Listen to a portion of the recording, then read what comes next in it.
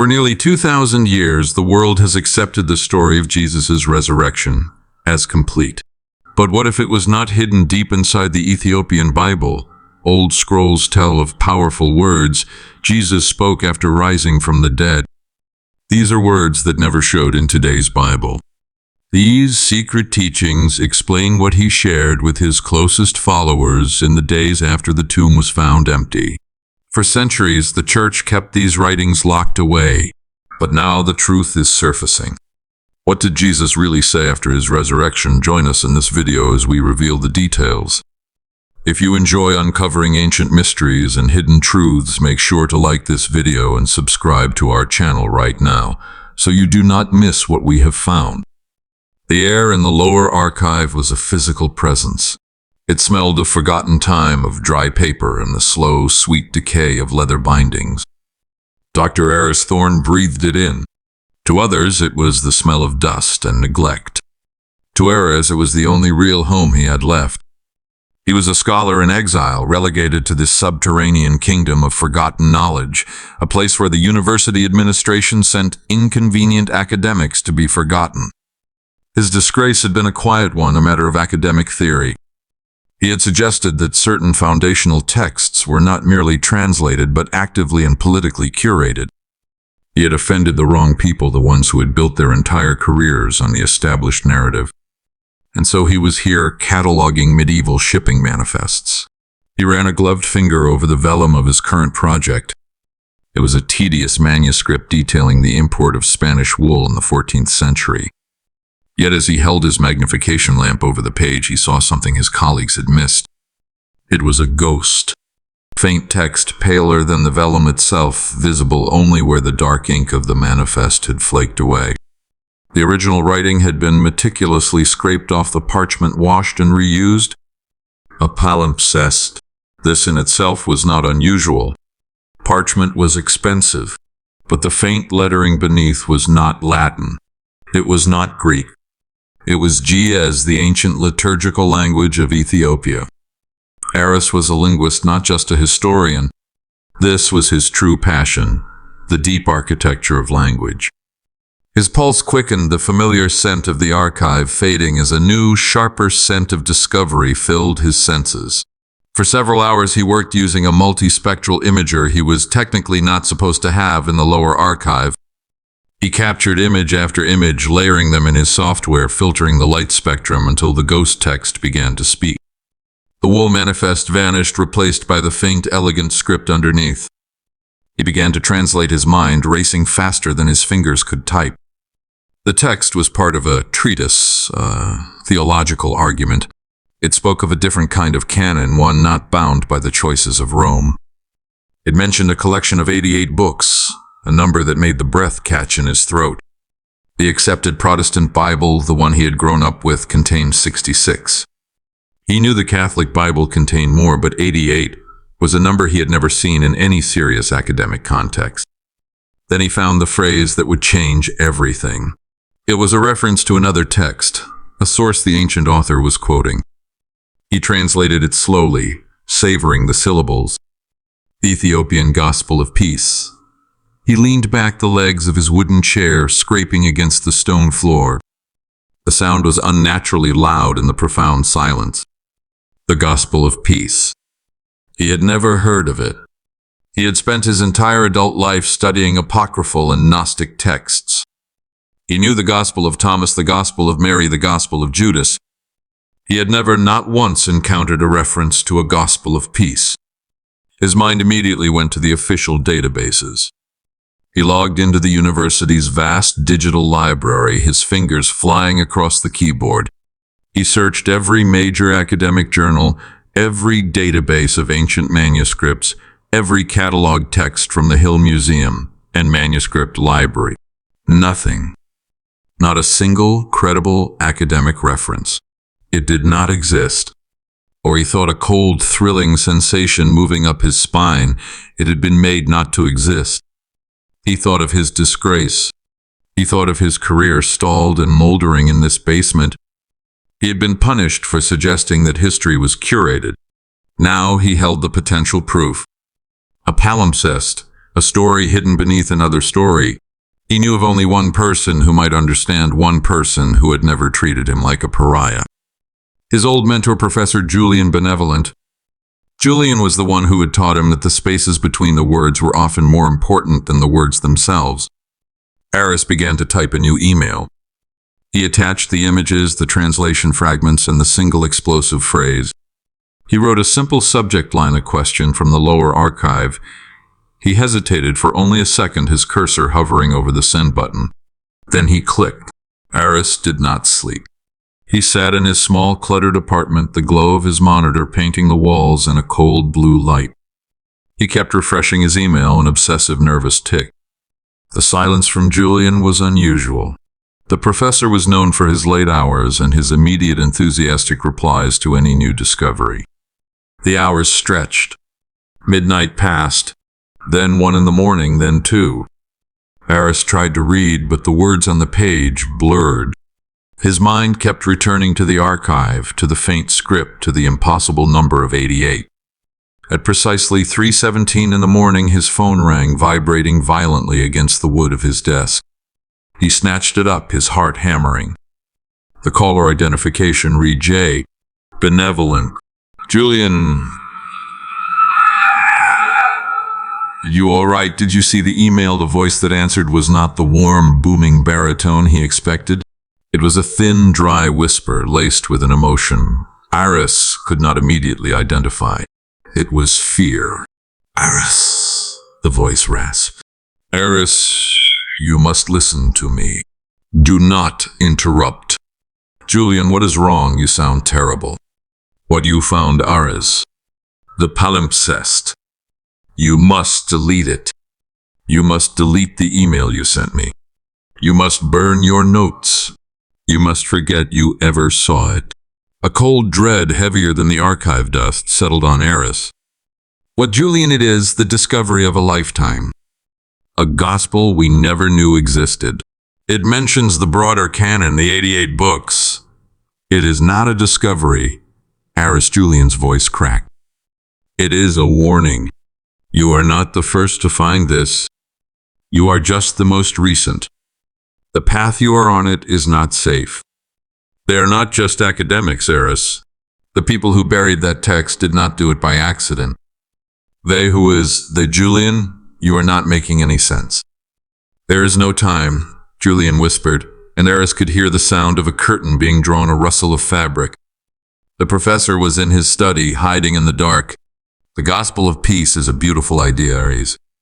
But the world is not run by beautiful ideas. It is run by systems, by narratives. And you are threatening the most powerful narrative in history. Please, my boy, for your own safety, forget. Go back to your manifests. Julian, I cannot just delete it, Aris. Delete it now. And do not under any circumstances try to contact me again about this. I never received your email. We never had this conversation. Do you understand me? The line went dead. Aris stared at the phone, his hand trembling. The fear he had heard in his mentor's voice was now in the room with him. It was a cold, alien presence. He looked at his computer, at the files he had so meticulously assembled. He thought about Julian's words. Not safe. He did not delete the files. He was a scholar, but he was also proud. He would not be frightened off by shadows. Instead, he copied the files onto an encrypted drive, unplugged his laptop's network cable, and sat in the dark, his mind a whirlwind of confusion and anger. He eventually fell into a troubled sleep at his desk, his head resting on his arms. He woke to the insistent, cheerful chime of his morning alarm. Sunlight streamed through his window, and for a moment the phone call felt like a fevered dream. The fear of the night seemed absurd in the bright light of day. Julian was an old man prone to eccentricities and perhaps a bit of paranoia. Aris made coffee, his confidence returning. He would give Julian a day to calm down, then he would call him again. They would talk this through rationally.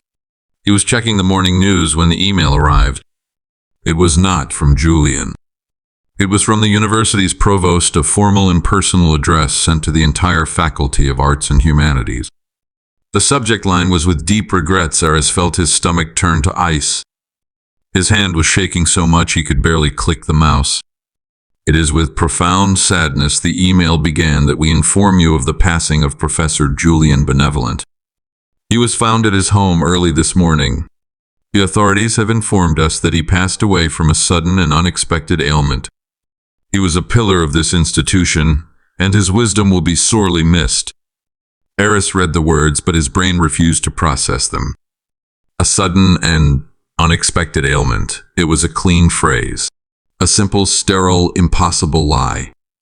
He looked at the encrypted drive on his desk.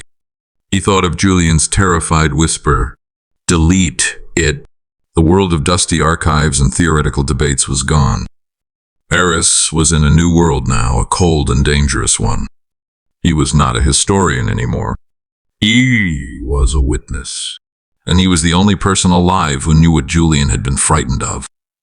The email he had sent, the one Julian had told him to delete, was not a discovery. It was a motive. 2 days passed in a fog of grief and adrenaline. The university's official email was cold. The memorial service was brief, attended by academics who spoke in hushed tones about Julian's brilliant mind and his sudden tragic passing. Eris sat in the back row, a ghost at his own mentor's funeral. He felt a profound, burning anger beneath his sorrow. Unexpected ailments was a lie. He knew it with an unsettling certainty. Julian had not just passed away. He had been removed. Eris did not return to the archive. He did not go back to his apartment for a full day, staying instead in a nondescript hotel paid for with cash. He was a man of books, not a man of action, but fear had made him prudent. When he finally did return to his apartment, he did so with his heart pounding against his ribs, expecting to find the door broken. But the door was intact. His apartment was just as he had left it.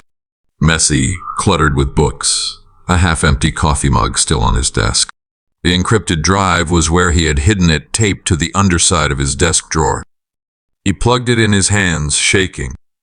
He had to look again, had to know what was so important that Julian would lose his career for it. He sat for hours staring at the multispectral images of the palimpsest.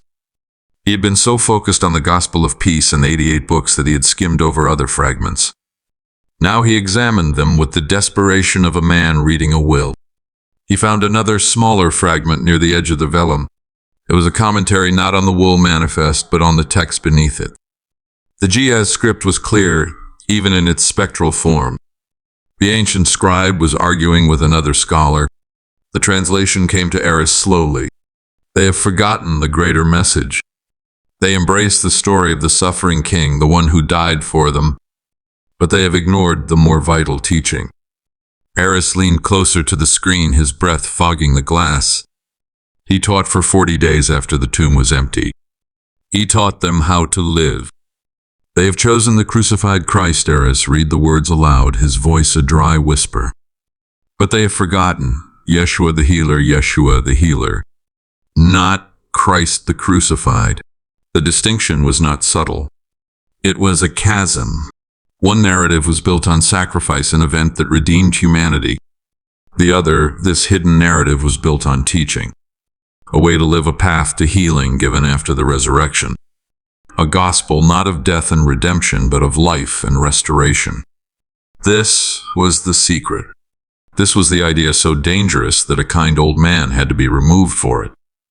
Eris saved the new translation. The anger in his chest had crystallized into a cold, hard resolve. He was no longer just a disgraced historian. He was the sole executor of his mentor's final hidden legacy. The next day, Eris knew his apartment was no longer safe. He had to move his research.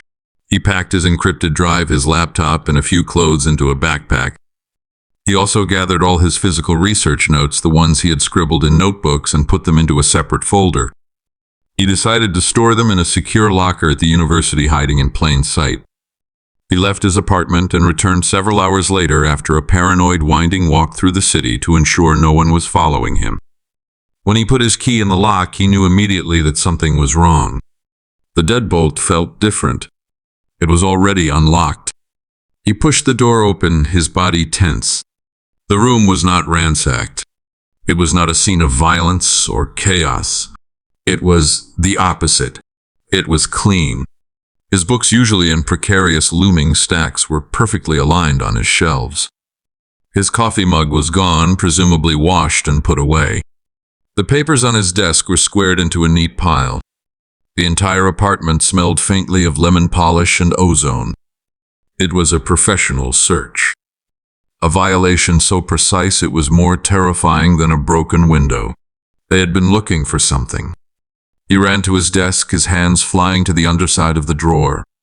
The encrypted drive was still in his backpack, safe with him.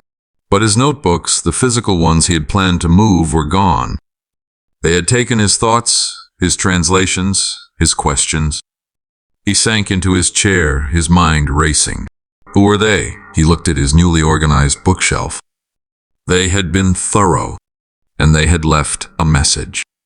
One single book was pulled out, resting on its side on top of the other volumes, a book that had previously been buried in a stack. It was his own copy of a history of the early church, and it was open to one specific chapter of the Council of Nicaea. Curating the canon, Eris felt a cold shiver. The Council of Nicaea in the year 325 AD.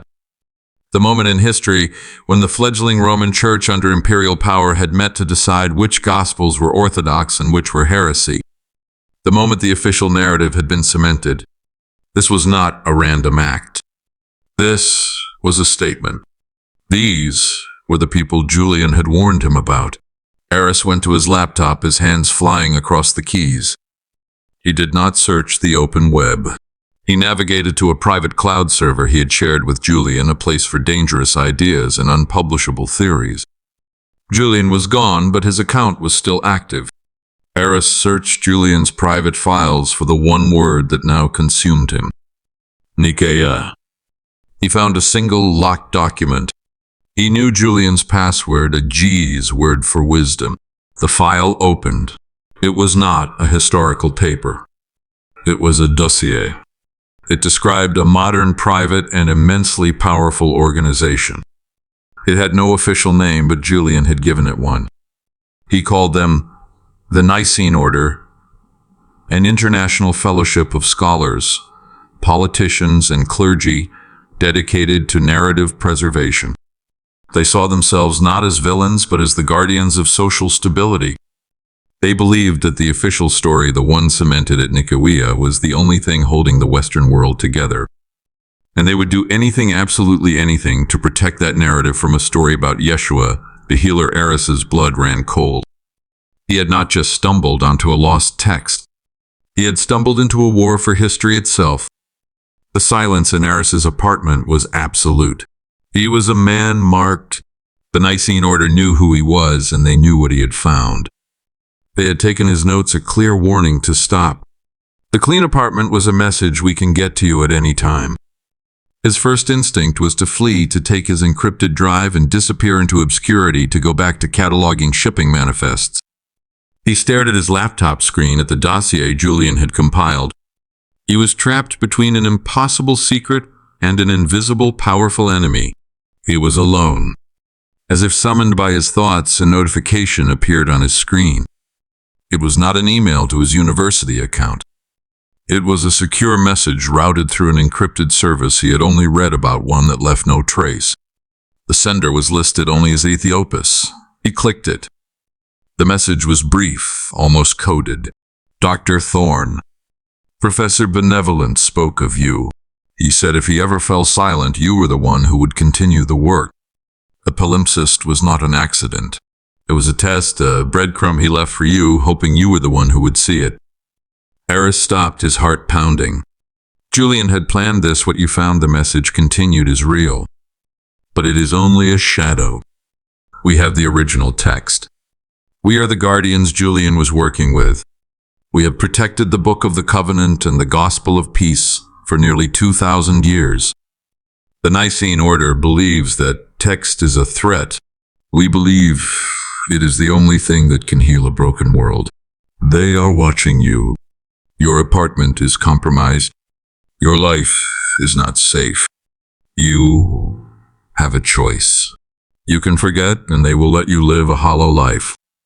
Or you can come and see the truth for yourself. If you want to see the words of Yeshua the healer, you must come to Aksum. Leave your devices. Bring no trackers. Buy a clean laptop and phone with cash. A ticket will be waiting for you at the international terminal under your name for a flight in 2 days. We will find you.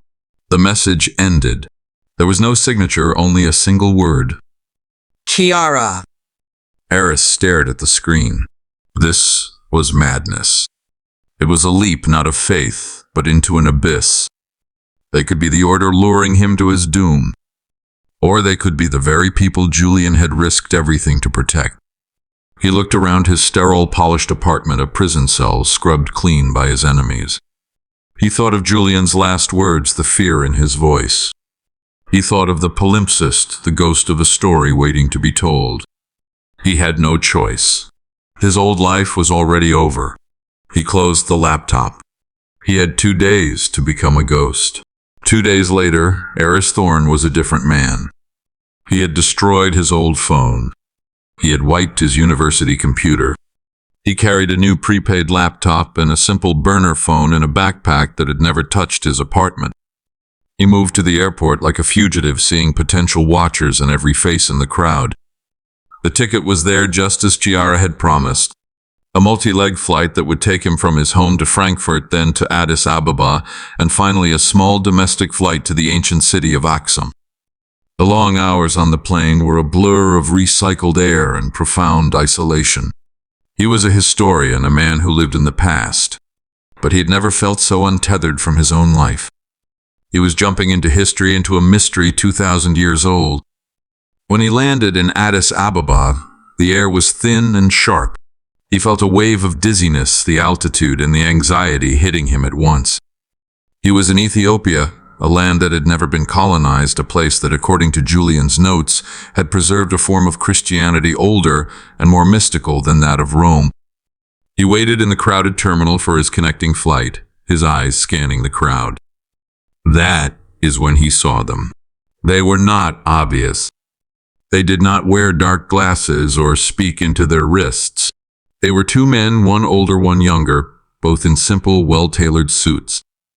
They looked like consultants or businessmen, but they were not reading. They were not on their phones. They were watching. Their eyes would scan the crowd, and then for just a moment too long they would rest on Eris. He felt a familiar cold dread. The Nicene Order. They had not stopped him from leaving. They had followed him. Eris's instinct was to run, but there was nowhere to go. He boarded the small propeller plane to Aksum, and he saw the 2 men board right after him. They took seats near the back. They were not trying to be subtle. This was a message. We are with you. The short flight was turbulent. Eris stared out the window, watching the dry, mountainous landscape pass below. He felt like he was flying not just across a country, but across time, back to the very origins of the faith. The plane landed on a simple airstrip. The city of Aksum rose from the dust, a place of profound ancient power. He could see the famous stelae, the giant carved obelisks piercing the blue sky. He disembarked his backpack, the only luggage he had. The 2 men in suits disembarked behind him. They did not rush him. They kept their distance, walking slowly, flanking him as he entered the small open-air terminal. They were hurting him. Eris walked past the baggage claim and out into the bright, hot Ethiopian sun. He was alone, thousands of miles from home, with 2 agents of a shadowy organization just steps behind him. He had never felt more vulnerable. A moment later, a dusty Land Rover pulled up. The window rolled down, and a woman with intelligent dark eyes looked out at him. She did not look at the men behind him. "Dr. Eris Thorne," she said. It was not a question. "Get in." "Quickly." Eris threw himself into the passenger seat of the Land Rover. The door slammed shut with a heavy, solid sound. "Go, go," he urged, his voice breathless. Chiara did not need his encouragement. The vehicle lurched forward, its tires spitting dust, just as the 2 men in suits broke into a run, reaching for their own dark sedan. Chiara did not speed. She drove with a controlled, intense purpose, turning down a narrow alleyway that Eris was certain would be a dead end. It was not. The Land Rover navigated the tight, unpaved streets of Oxum with a familiarity that was ancient. "They are still behind us," Eris said, looking back. The black sedan was following, keeping a steady, unnerving distance. "They are the Nicene Order," Chiara said, her eyes fixed on the road. Her voice was calm, a stark contrast to the rattling of the vehicle. "They are not policemen. They are not spies. They are theologians with unlimited resources. They believe they are protecting God from His own words. They were responsible for what happened to my mentor," Eris said, the words feeling heavy and cold. "Professor Benevolent was a brave man. He was our friend, our contact in the West. He believed the world was ready to hear the truth. The Order proved him wrong in the most permanent way." Eris watched as Chiara took a sharp right turn, leaving the city behind. They ascended a winding, treacherous path up the side of a mountain. The sedan tried to follow, but it was not built for such terrain. Eris looked back one last time and saw it far below, stopped at the base of the climb. "We are safe for now," Chiara said. "They cannot follow us here." She drove for another 20 minutes until the path seemed to disappear into a sheer rock face. She stopped the vehicle in the shadow of an immense, overhanging cliff. Eris saw nothing but rocks and sparse, hardy bushes. "Where are we?" he asked. "This is not a place, Dr. Thorne," Chiara said, turning off the engine. The sudden silence of the mountain was vast. "It is a memory. This monastery was here before Rome adopted its new faith. It was here when Yeshua's followers first came down the Nile." She led him to what looked like a cave, a dark slit in the rock. But as they entered, the path sloped downward, and Eris realized it was not a natural formation. It was carved. The air grew cool and smelled of incense and dry ancient paper. After several minutes, a faint light appeared. They emerged into a vast subterranean library. It was not grand like a European cathedral. It was a working space lit by small recessed lamps. Monks in simple dark robes moved silently between tall shelves carrying leather-bound codices. "My name is Chiara," the woman said, finally stopping to face him. "I am not just a scholar. I am a guardian. My family line and the line of every person you see in this room has had one duty for nearly 2,000 years: to protect the texts that the Nicene Order wishes to erase." She gestured to the shelves. "You were right, Dr. Thorne. Ethiopia was uncolonized. Our faith was never filtered through the politics of the Roman Empire. They chose the Gospels that suited their need for power and control. We kept everything else." Eris felt as though he had stepped out of time. The air in the hidden library was still holding the knowledge of centuries. He followed Chiara to a heavy carved wooden table in the center of the chamber. A monk, his face deeply lined with age, placed a large leather-bound volume upon it. "This," Chiara said, her hand resting on the cover, "is why you are here. It is one of the texts from the broader canon, the 88 books. We call it the Book of the Covenants." Eris looked at the Ge'ez script on the cover. It was ancient, the lettering precise and beautiful. He opened it, his gloved fingers trembling slightly. The vellum was heavy, preserved in the dry, cool air. "What does it say?" he asked, though his eyes were already scanning the text, his mind automatically beginning to translate. "It contains the teachings he gave during the 40 days after the tomb was found empty," Chiara explained. "The Gospels, you know, in the West end with the resurrection. Ours explain what happened next. The resurrection was not the end of his message. It was the beginning." Eris read his academic skepticism, warring with the profound radical words on the page. He read of Jesus speaking to his disciples not as a suffering victim, but as a king. This passage, Eris pointed, his voice a low, awed whisper. He says, "You will build the kingdom not with sword or spear, not with senate or legion, but with the fire that will be sent to you." He is speaking of the Holy Spirit. "He is," Chiara affirmed. "He is describing a power, a direct connection to God available to every person. He teaches that the heart is the only temple that matters, that rituals are for men, but a pure heart is for God. Eris moved to the next page, and his face grew pale. And here, a warning. He warns them. Read it, Chiara urged gently. He says, "A time will come when men will shout my name in streets of stone, but their hearts will be a far country. They will build great houses in my name, but forget the temple of the soul. They will twist my words for power and sell my image for coin." Eris looked up from the book, his eyes meeting Chiara's. The description was chilling. It was a perfect 1,000-year-old prophecy of the very forces that had shaped the history he knew. This Eris said, "This is what the Nicene Order is terrified of." "It is only the beginning," Chiara said. "They're terrified because this text creates a faith that does not require an intermediary. It does not need a pope or an emperor or an order of guardians. It needs only a human heart that is willing to listen. You cannot build an empire on that, and an empire is precisely what they have."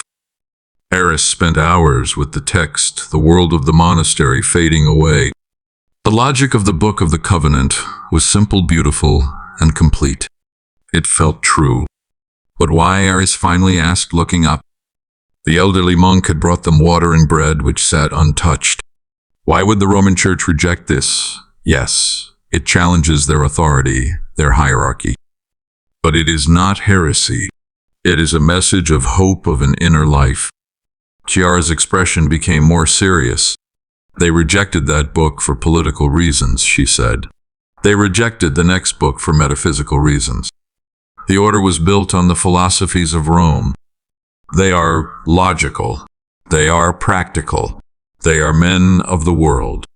Our oldest texts are not." She led him to a different part of the library. A smaller, darker alcove where the scrolls were not bound, but kept in individual clay cylinders. She carefully unrolled one, its parchment even more ancient and fragile. "The text you just read was for the disciples," she said. This was for the inner circle. The text the order calls the heresy of the shadows. Eris read the new scroll. The language was different. It was denser, more philosophical, more strange. It spoke of creation, but not in the way he knew. "This speaks of two creators," Eris said, his brow furrowed. "A true source, a father of all light, and a builder of shadows." "Yes," Chiara said. "It teaches that the physical world, the world of stone and pain and desire, was not made by the true source. It was forged by a lesser being, a builder who was filled with pride and believed himself to be the only God." Eris was stunned. This is Gnosticism. This is the very thing the Council of Nicaea was created to destroy. "We call it the deep knowledge," Chiara replied. "It says that Jesus came into this false world not just to save souls from sin, but to awaken them from a false dream, to remind them that the true light of God still lives inside them, a spark hidden within the shadow." Eris finally understood. The first book was a political threat. This one was an existential one. "You are right," Eris said, his mind reeling.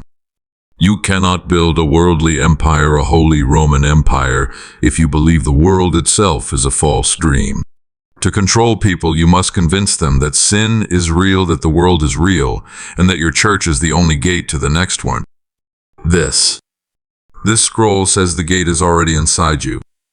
And that," Chiara said, rolling the scroll with delicate care, "is the truth they are willing to do anything to suppress."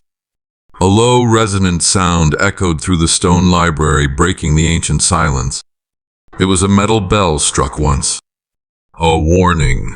A young monk, his face pale with alarm, ran to Chiara and spoke in rapid Amharic. Chiara's face hardened. She turned to Eris. "They are here." What? How Eris felt the blood drain from his face. The car it was. "We are inside a mountain."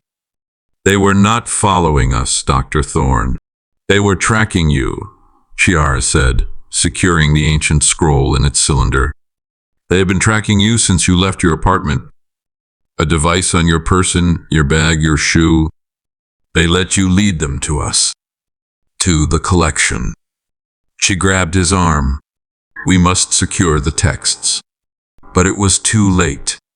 From the main entrance, the path Eris had used, came the sound of steady, heavy footsteps. Not the soft tread of the monks. Eris and Chiara emerged from the alcove into the main library chamber. The monks had formed a silent human wall protecting the central table. At the entrance stood the two agents Eris had seen at the airport. They stood aside and a new figure walked between them. He was an older man in his late 60s, with silver hair and a face that was somehow both kind and utterly ruthless. He wore an immaculate dark suit that seemed absurd in the ancient dusty cave. He looked around, his eyes filled with a kind of academic appreciation. So the man said, his voice a smooth, educated tenor, "This is the famous library. I must admit, it is more impressive than I imagined." Silas, Chiara said, her voice dripping with contempt. "You are not welcome here. This is a holy place." "My dear Chiara," Silas said, stepping forward. The monks tensed, but did not move. "It is precisely because it is a holy place that I am here. I am here to stop a sacrilege." He turned his calm, assessing gaze to Eris.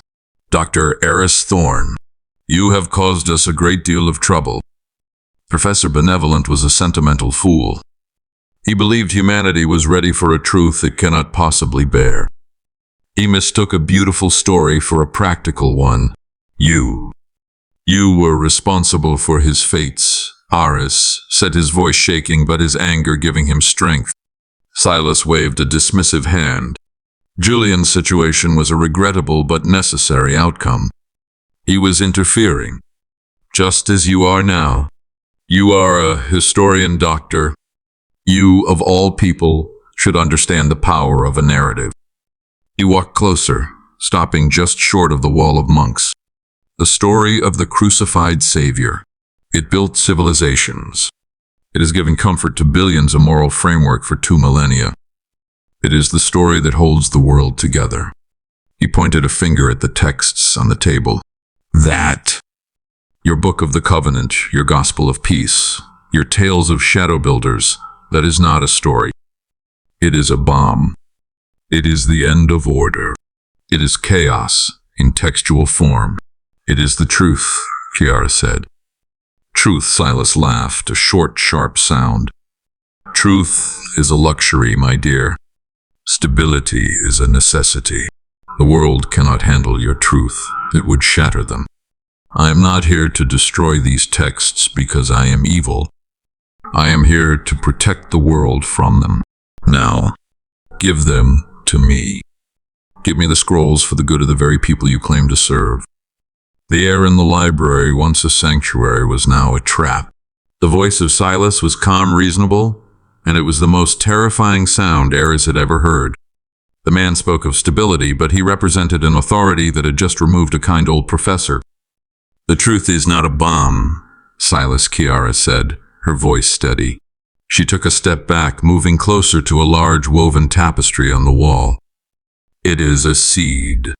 You are just afraid of what it will grow into. A beautiful sentiment, Silas replied, taking a small dark device from his pocket. It was not a weapon. It looked like a scanner. But I am a pragmatist, a gardener, and some weeds must be pulled. My people are at every entrance. Give me the scrolls. As he spoke, the monks who had been a silent wall did something extraordinary. They did not raise their fists. They did not reach for weapons. They closed their eyes, and as one they began to chant. The sound started as a low, deep vibration, a note that seemed to come from the stone of the mountain itself. It grew in volume, a harmonic, discordant, and overwhelmingly powerful wave of sound. It was not a song of aggression. It was a wall. It was the sound of 2,000 years of devotion, and it was deafening. Silas flinched, his hand going to his ear.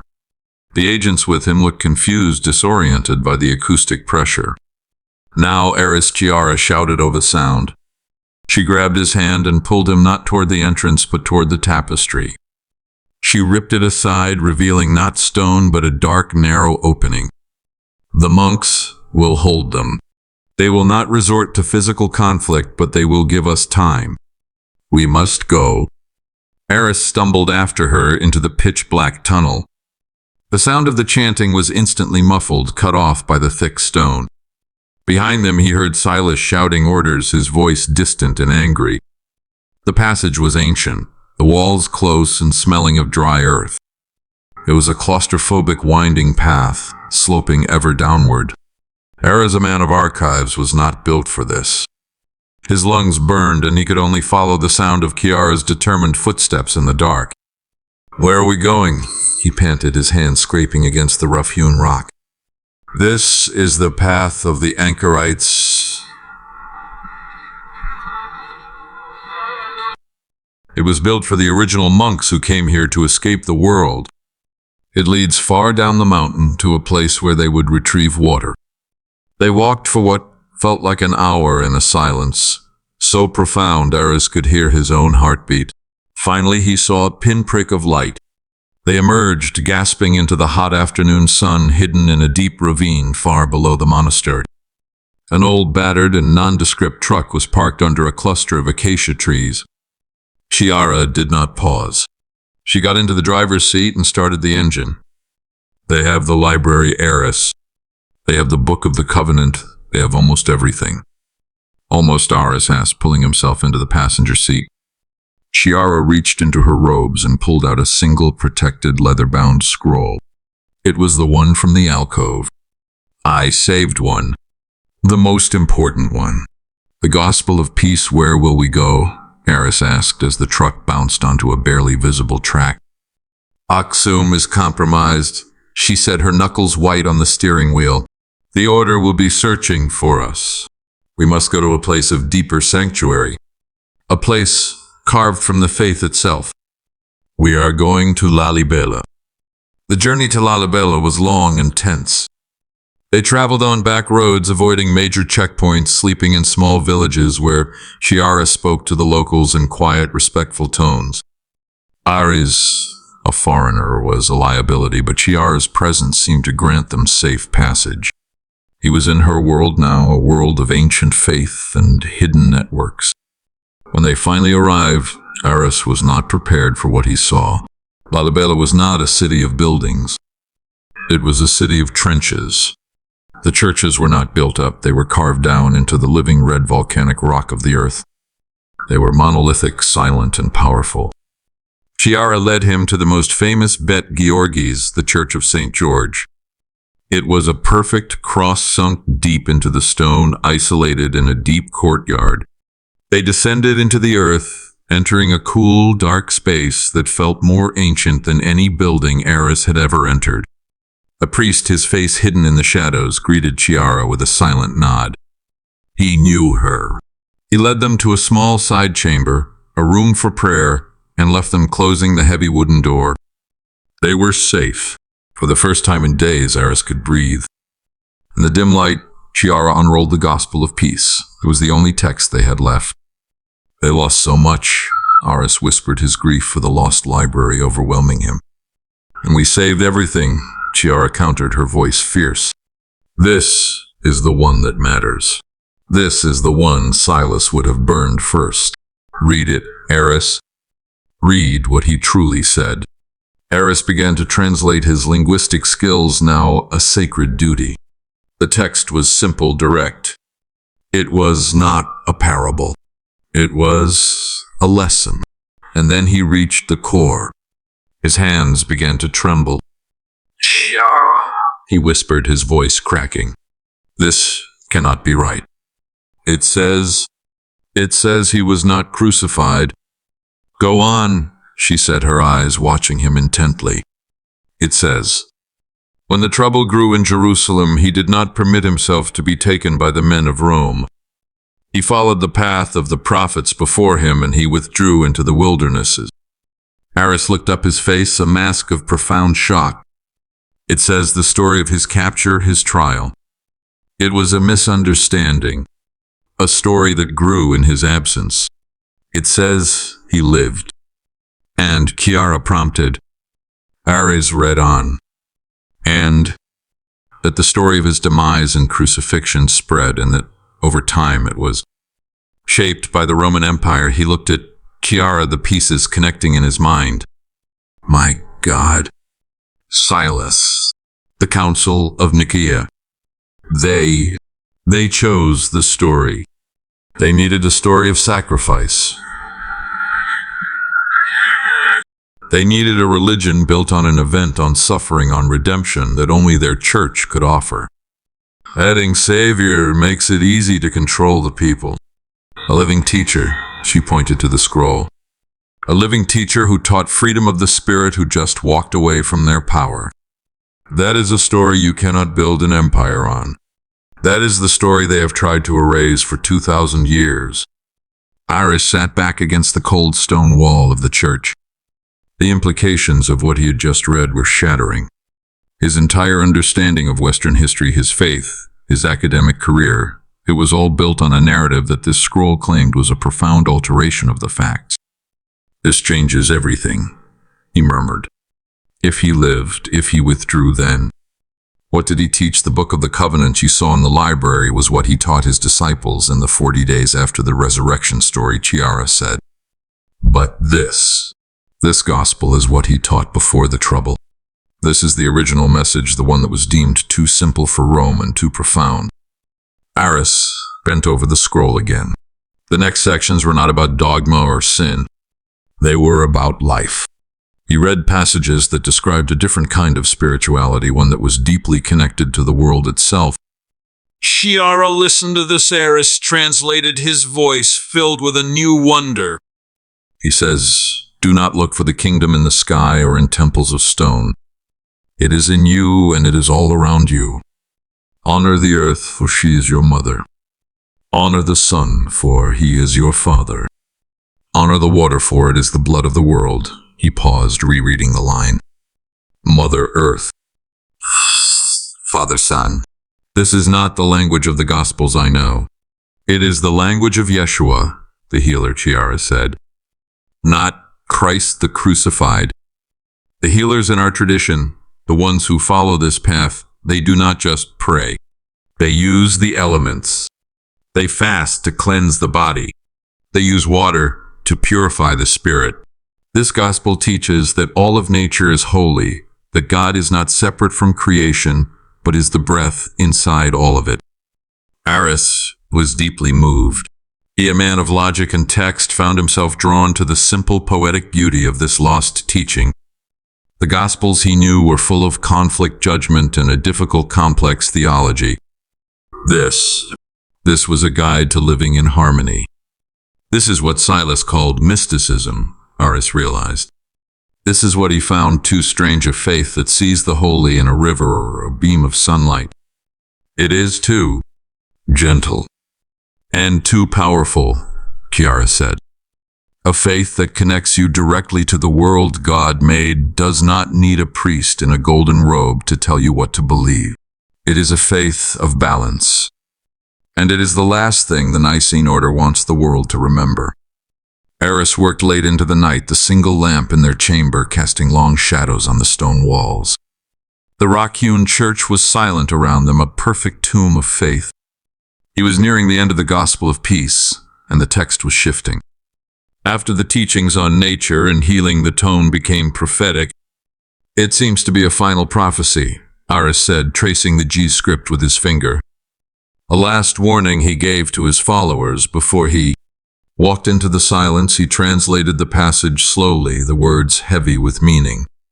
He says, a time will come when faith will become an act, that love will grow cold, that men will build great temples to his name, but the temple of their own heart will be empty. Ares looked at Chiara. It is the same warning from the Book of the Covenants. He saw it coming. He saw Silas coming. He did, Chiara said. What else does it say? Ares read on, his voice low. It says that in that time of darkness, when the world is full of greed and confusion, a new spirit will rise. It says, my spirit will move in that time, not from the high seats of the powerful or from the mouths of the priests, but from the calm and the broken. The proud will not see it, but the humble will. He paused, a shiver running down his spine despite the warm night. He calls it the fire of awakening. He says it is not a fire that burns the world, but one that burns away falsehood. A fire that cleanses the soul and opens the eyes. He promises that this fire will come to wake people up again to the simple truth. Aris sat back, the weight of the words settling on him. This was not just a historical document. It felt alive. It was a message in a bottle, and it had just washed up at his feet. The calm in the broken areas repeated, looking at his own trembling hands at Chiara, who had lost her entire library. He is talking about people like us. People who have nothing left but the truth. Chiara nodded, a small, fierce smile on her face. Silas and the Order believe they are the guardians of stability. They are the great house of stone. But this scroll says the real faith, the real fire will come from the very people they ignore. Aris realized that Silas had not won. By tracking them, by forcing them to flee, he had inadvertently set the prophecy in motion. He had taken everything from them, leaving them with only the one thing that mattered, the gospel of peace. And in their hands, it was not just a scroll. It was a spark. The stone chamber in Lalibela was more than a sanctuary. It was a womb. A place of quiet gestation for an idea that Aris felt was impossibly large. He and Chiara sat in silence for a long time, the unrolled scroll of the gospel of peace resting between them on the floor. The single lamp cast a warm golden light on the ancient parchment. This is not just a different history, Aris said.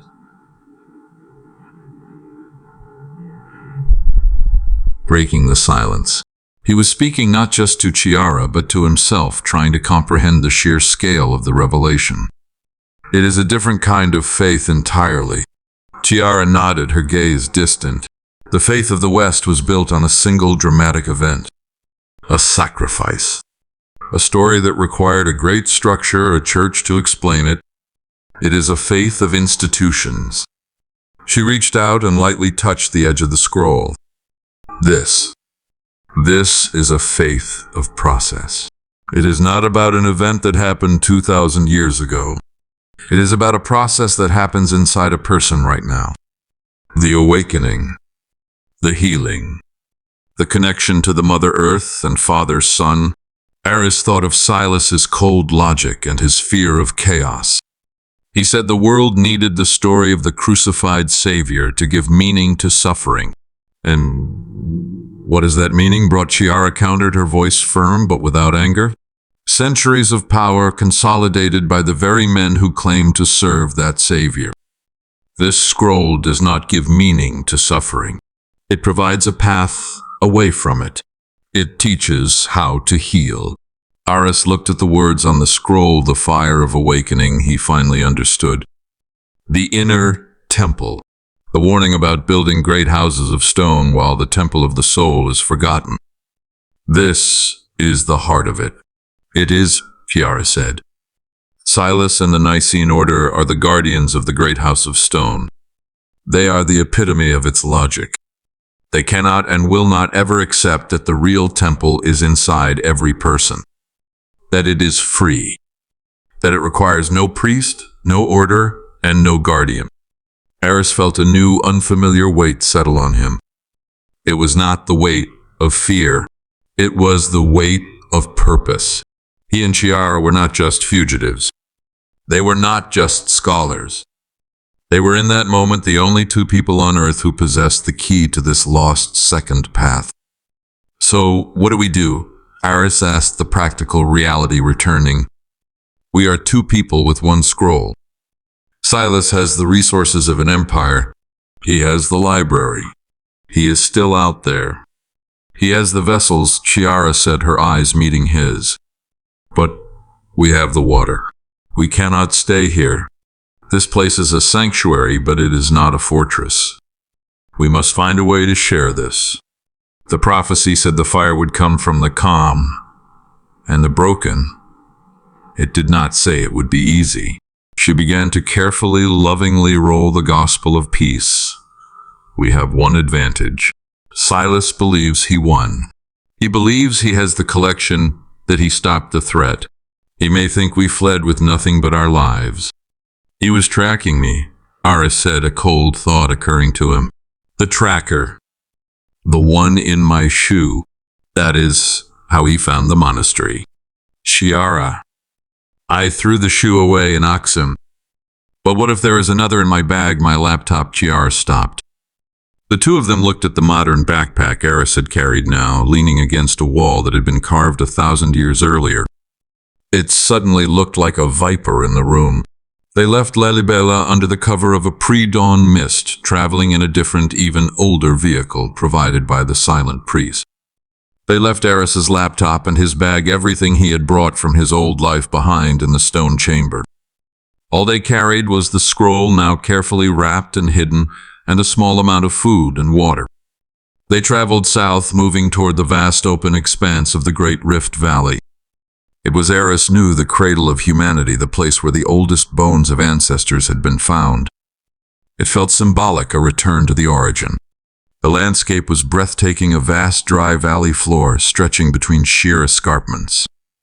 They had been driving for most of the day, the silence between them comfortable, when Chiara stopped the truck. "What is it, Aris?" asked, his heart instantly pounding.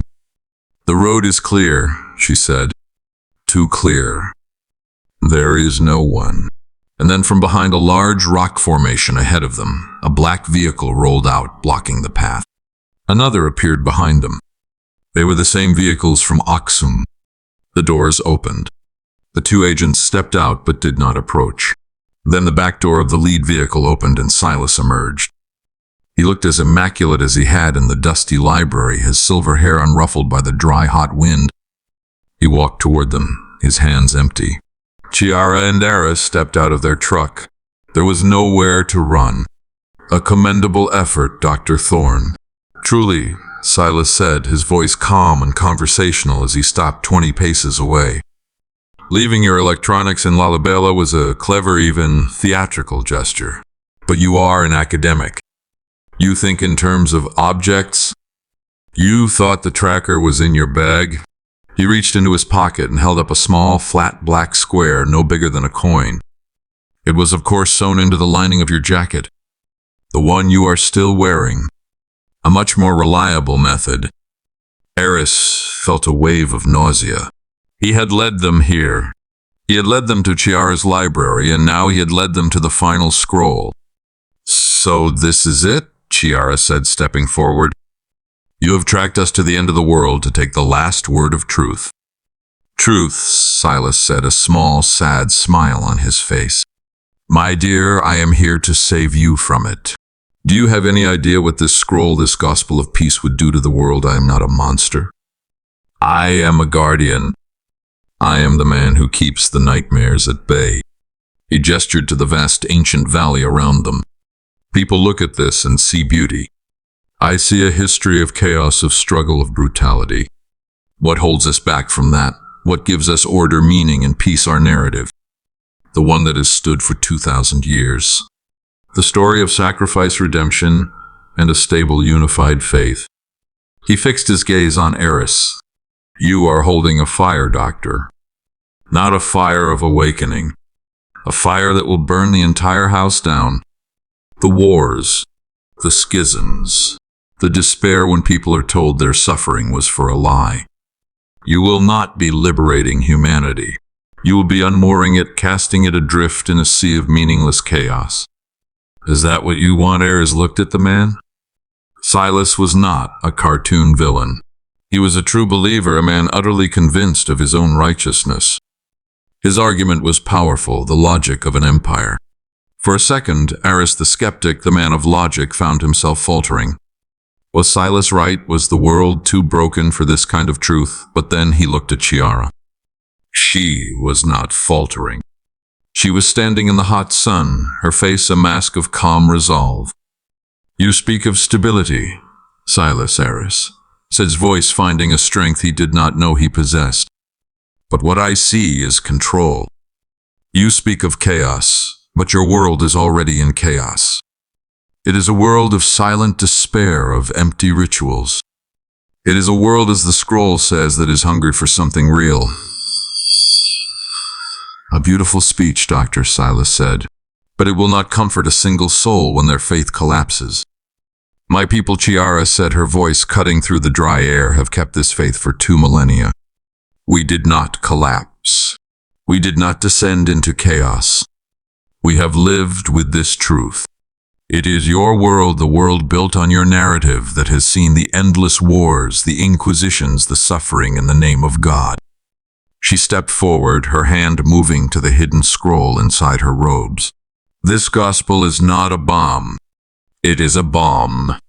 You are just afraid that when people are healed, they will no longer need you or your order. Silas's kind expression finally hardened. The debate was over. Your people were isolated, a cultural curiosity. I am talking about the world. I am talking about billions of souls. The gospel of peace is a story for angels. The world is run by men, and they need the crucified Savior. It gives meaning to their suffering. No, Eris said, stepping up beside Chiara. It gives them a reason to suffer. This gives them a reason to heal. Chiara's eyes met his. She saw that the skeptic was gone. The believer was here. She looked at Silas. The scroll contains a promise. It says, I am the seed, and the sword, a seed to be planted in the hearts of the humble. A sword to cut through the falsehood of the proud. It does not ask for permission, and we will not give it to you. A seed, Silas said softly. But you forgot, my dear. A seed cannot grow if it is burned, and a sword is useless against a wall. I cannot allow this. The world's soul is at stake. Take the scroll. Gently. The 2 agents who had been standing by the cars began to walk forward. They were not aggressive. They were calm, professional, and absolute. There was no escape. The sheer open plain of the Rift Valley offered no cover. The agents advanced slowly, their intent clear. They were not there to cause harm. They were there to retrieve the text, to neutralize the threat. Chiara clutched the scroll to her chest. Eris looked at her, then at the advancing men, and then at the nearby edge of a deep, dry ravine, part of the valley's vast geological fault. As the men drew closer, Chiara did the only thing she could. She stepped back, moving to the very edge of the ravine.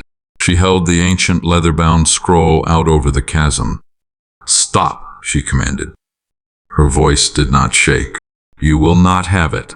I will not let you burn it. It will return to the earth before it returns to Rome. Silas stopped. His agents stopped. This he had not predicted. The act of a true believer. He looked at Chiara, then at the priceless, irreplaceable text she held over the abyss. My dear Silas said, his voice strained, do not be a fool. That is the last one. The only one. Do not destroy 2,000 years of history over a single misguided idea. It is not an idea, Chiara said. It is the truth. And the truth does not need to be written on parchment to survive. Silas was in a stalemate. He could not risk her dropping it. He could not advance. He had won the battle at the library, but here at the edge of the world he was being defeated by a single woman and a single scroll. It does not matter, Silas. The voice was Eris's. He was not looking at the scroll. He was not looking at Ellis. He was looking at his new clean laptop, the one he had purchased in Addis Ababa. He had pulled it from a hidden pocket in his jacket. Silas and Chiara both looked at him confused. What are you talking about? Dr. Silas asked, his patience gone. I am a scribe, Silas. Just like the monks in that library, Eri said, flipping open the laptop. He had powered it on while Silas was speaking. But my pen is a camera. And my memory is perfect. He turned the screen toward Silas. It was not a blank document. It was a folder filled with hundreds of high-resolution images. Clear, perfectly lit, crystal-sharp photographs. Lalibela Ares explained, his voice calm and clear. While Chiara was translating, I was preserving. Every night, every page, every word. The gospel of peace in its entirety. It is on this drive, and it is on a second smaller drive hidden in my shoe. Silas stared, his face draining of all color. He had tracked the wrong thing. He had focused on the man on the physical scroll. He had completely overlooked the scholar. You see, Eris continued, Chiara is right. The truth does not need parchment. In this new world, it just needs a signal. You can take the scroll. You can throw it into the ravine yourself. It makes no difference. The seed is already in my hand, and I am ready to plant it.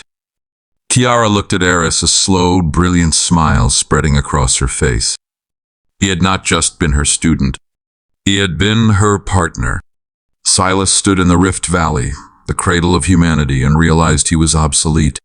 His methods, his order, his belief in physical control. They had all just been rendered meaningless by a historian with a laptop.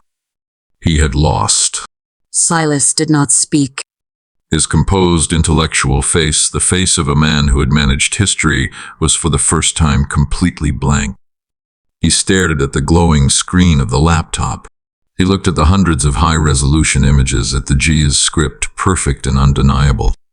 The physical scroll, the one Chiara held over the ravine, was suddenly irrelevant. It was a relic. The real text, the idea itself, was on that hard drive. You are a scholar.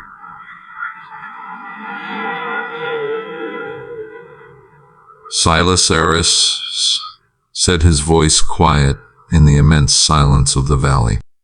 You know what this means. You cannot burn a digital file. You cannot erase an idea that has been copied. This is not the year 325. The age of curation is over. The two agents looked at Silas, awaiting orders. But there were no orders to give. To take the laptop would be pointless. Eris had already told them the files existed elsewhere. To harm them would be an act of petty frustration, not logic. And Silas was above all a logical man. He let out a long, slow breath. The hot valley wind played with his silver hair. He looked at the scroll in Chiara's hands and then back to the laptop.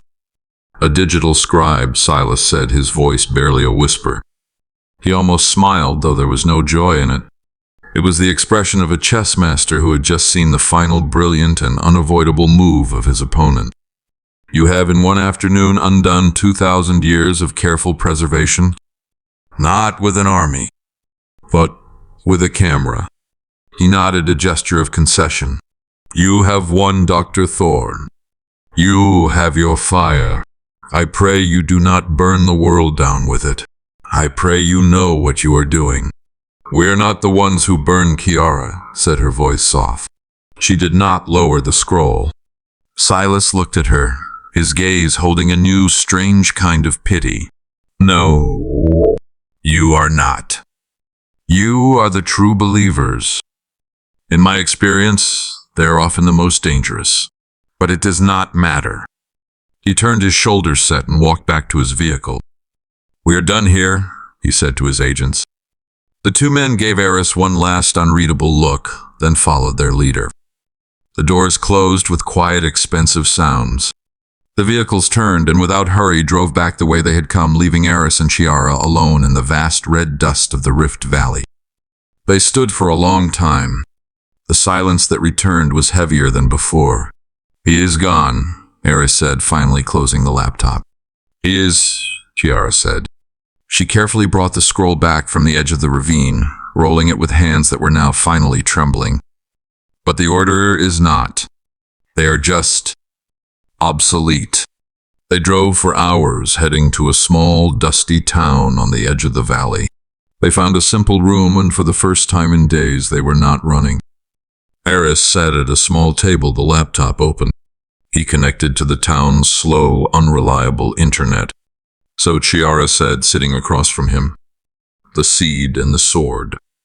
You have the seed. Where will you plant it? He could send them to the world's largest newspapers.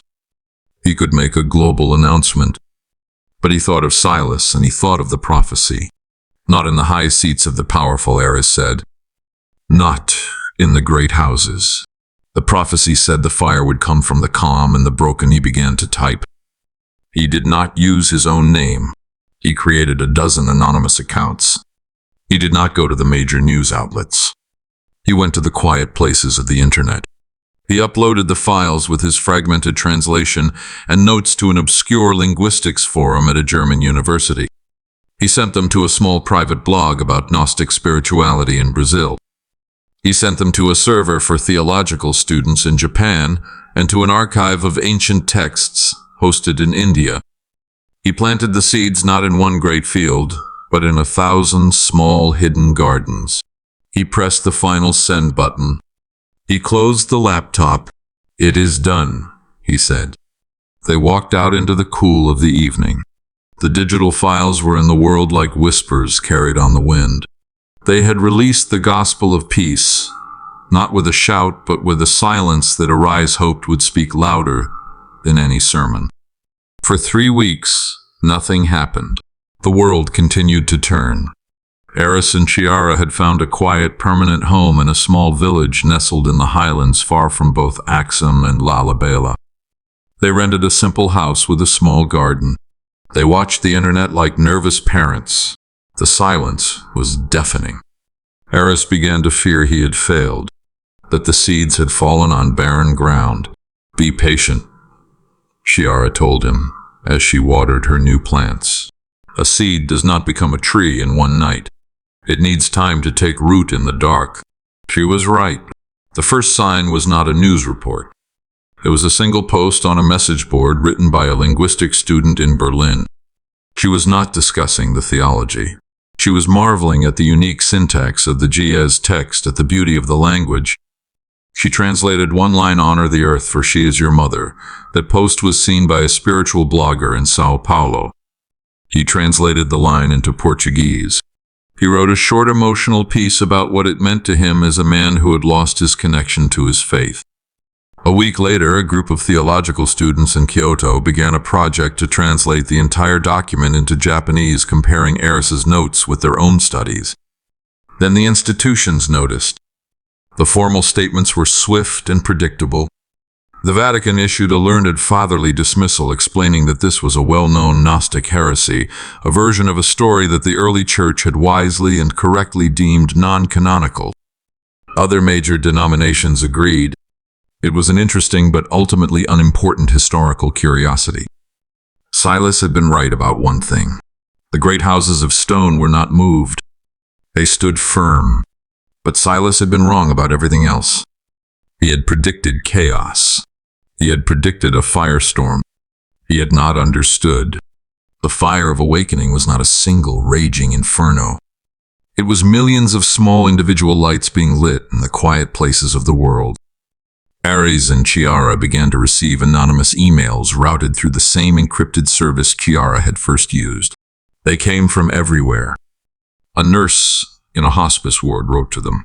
She said she had read the gospel of peace to a patient who had long been afraid. The words she said had given him a comfort no other ritual could. A teacher in a rough city school wrote that he had stopped telling his students to fear consequence and started teaching them about the inner temple. He said he had seen more change in them in 1 month than he had in 10 years. A man who had lost his entire family in a conflict wrote a single short message. I read the words of Yeshua the healer. I have been Christ the crucified all my life. Today I am putting down my cross. I am going to try to heal. Silas had been afraid the text would shatter a world built on suffering. He had never considered that the world was already shattered and that the text was a way to put the pieces back together, not as they were, but as they were meant to be. Eris sat on his small porch reading these messages. The world was not burning. It was in its own quiet, broken, and beautiful way beginning to heal. 1 year passed. The world did not end. No empires fell. The Nicene order had vanished, not with a fight, but with a quiet admission of its own irrelevance. The guardians of the great stone temple had discovered to their alarm that most people had simply stopped asking for permission to enter and had instead found the temple within themselves. Eris and Chiara were no longer fugitives. They were simply Eris and Chiara. They had been given sanctuary and a new purpose by the Ethiopian church, which had begun the long, slow, and careful process of rebuilding its lost library. But this time they were rebuilding it digitally, creating a new, unassailable archive that would be shared with the world. Eres, the man who had lived in dusty basements, was now in charge of the digital project, training young monks to be scribes with scanners. He was, he often joked, the oldest intern. One afternoon, a package arrived at their small house. It was heavy. Eres opened it. Inside was a book. It was a thick hardcover volume. The title, in simple, elegant script, read "The Gospel of Peace." He opened it. The first page showed the high-resolution image of the original scroll.